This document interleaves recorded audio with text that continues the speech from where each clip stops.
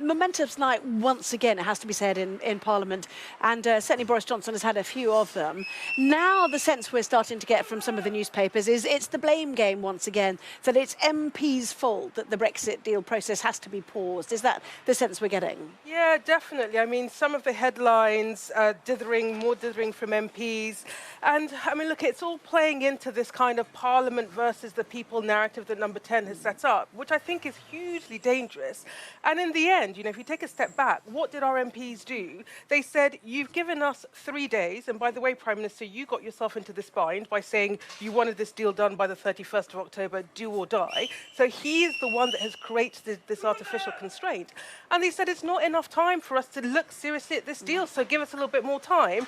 And he made a tactical decision, or threw a strop, however you want to put it, to pause the bill. So I think it's really unfair that some of the papers are blaming the MPs for what, in the end, is a set of tactical errors by the Prime Minister.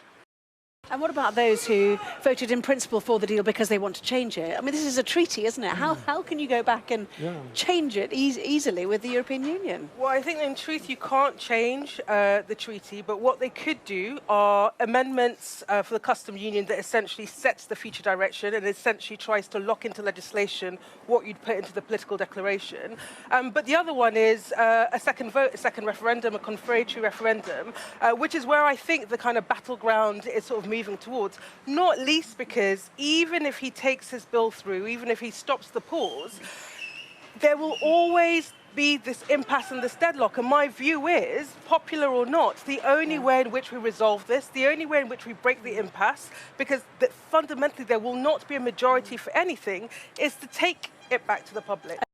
Which is what exactly? Will he go for an extension, which seems to be morphing into a flextension, if you listen to EU sources, or will he in fact pursue what he's always wanted, which is an election? Well, so I think he'll be given the flextension, and then the question for him is, can he get his bill through the Commons unscathed, without amendments for a customs unit, without amendments for a second referendum? Or does he come to the judgment that there is a bit of an impasse and call for a general election? So the key question is actually the opposition. And I think what's going to be quite interesting is that there's been a coalition, SNP, Lib Dems and Labour, clear that they needed to get the threat of no deal off the table first.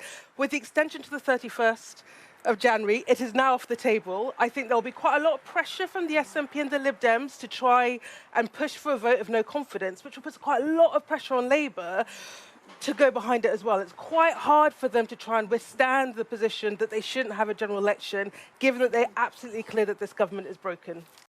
For the first time, at least in principle, Parliament has indeed voted for a Brexit deal. It has, and it is a victory of sorts, and you can't take that away from the Prime Minister. But I think it's really important to qualify the win.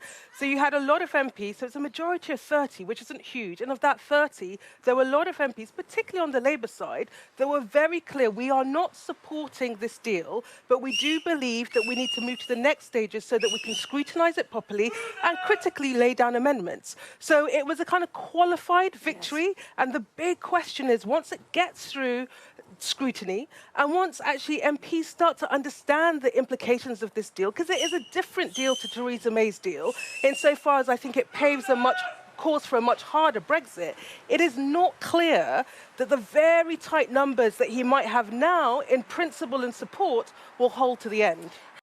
Frustrated Prime Minister faces a Brexit delay, a picture of Boris Johnson sitting there with his arms crossed. Frustrated he might be. This, in a sense, was predictable, because is it fair to ask MPs to look through this legislation in just 3 days? To bounce them. So, I think the entire strategy was momentum. We get the deal, which was probably a surprise to them, and actually, if we just move quickly, we might get this thing over the line. But to ask, MPs, a huge bill. It's not like it's a tiny couple of pages. It's a huge bill. Yes, some of it is the same as the original withdrawal agreement, but there were some important changes to it. To look at it and scrutinise it in 3 days was just completely unreasonable. And so the strange thing is, having, probably known it was quite an unreasonable ask, why Number 10 and the Prime Minister weren't ready to negotiate a more sensible timeline that might have meant he could still have got a deal, potentially. I still don't think he necessarily would have had the numbers, but potentially could have got this thing done in November. So, well, that's the big question. I think from number 10 and Boris Johnson's perspective, if the calculation is that you cannot get a bill through Parliament quickly, they're better off trying to actually go for a general election in which he can say, I was told I couldn't get a change to the withdrawal agreement. I got it. I got a deal. I have literally done everything, and I've been thwarted by Parliament. So an early general election probably makes sense for him. I think for Labour, probably an early general election is tough because Brexit is very, very difficult. It means they're squeezed from both, on the one hand, a very clear Leave position from the Conservatives, on the other hand, a very clear Remain position from the Lib Dems.